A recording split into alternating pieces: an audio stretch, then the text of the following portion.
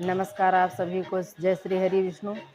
मैं आज आप सभी को चैत्र मास के कृष्ण पक्ष की पाप मोचनी एकादशी की व्रत कथा सुनाने जा रही हूँ। श्री कृष्ण बोले, हे धर्मपुत्र, पाप मोचनी एकादशी चैत्र मास के कृष्ण पक्ष में पड़ती है। जिस व्रत को करने से सारे पापों से मुक्ति मिल जाती है। धर्मपुत्र बोले, हे श्री कृष्ण, इसका महात्म्य हमें सुनाइए। श्री कृष्ण ने कहा, एक बार मानधाता ने लोमस ऋषि से पूछा, इस व्रत की महिमा क्या थी। तो लोमस ऋषि ने कहा, हे मुनि, मैं तुम्हें इस व्रत की महिमा सुना रहा हूँ। इसकी कथा, एक चित्ररथ नाम का वन था। वह जो है इंद्र जी का क्रीड़ा स्थल था। वहाँ अप्सराएं नृत्य करती थी और उसी वन में एक ऋषि जो तपस्या कर रहे थे, मेधावी ऋषि थे, जो अपनी तपस्या में लीन थे और वो शंकर भगवान की उपासना कर रहे थे। शंकर भगवान की तपस्या और उपासना कर रहे थे। वहाँ पर एक मंजूषा नाम की अप्सरा कुछ अप्सराओं के साथ आई, नृत्य करने लगी। अप्सराएं वापस चली गईं, लेकिन मंजूषा वहीं पर नृत्य करने लगी ऋषि को मोहित करने के लिए। फिर जो है ऋषि की आंखें खुल गईं और वो जो है मंजूषा के नृत्य में दीवाने हो गए और उन्हीं के बस में हो गए। और वो दोनों क्रीड़ा करते हुए उनको 18 वर्ष बीत गए।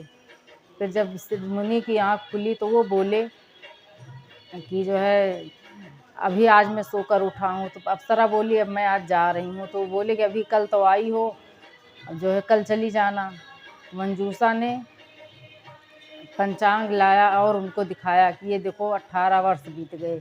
ये देखकर मुनि को बहुत क्रोध आया और क्या कि ये हत्यारी ने मेरी तपस्या भंग कर दी है, इसलिए मैं तुम्हें श्राप देता हूँ कि तुम राक्षसी योनि में चली जाओ।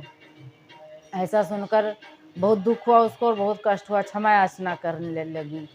तब मेधावी ऋषि बोले कि जाओ, तुम जो है पाप मोचनी एकादशी का व्रत करो, जिससे तुम पाप से मुक्त हो जाओगी।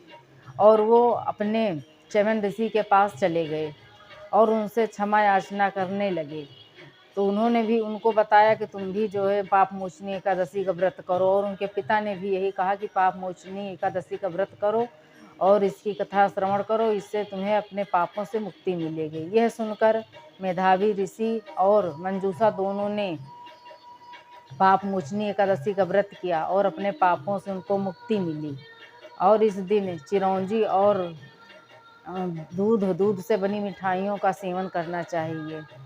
ये थी पाप मोचनी एकादशी की व्रत कथा और उसकी महिमा। कैसी लगी आप सब बताइएगा। ऐसे भक्ति गीत और कथाओं के लिए हमारे साथ जुड़े रहें। आप सभी का आभार, धन्यवाद। जय श्री हरि विष्णु।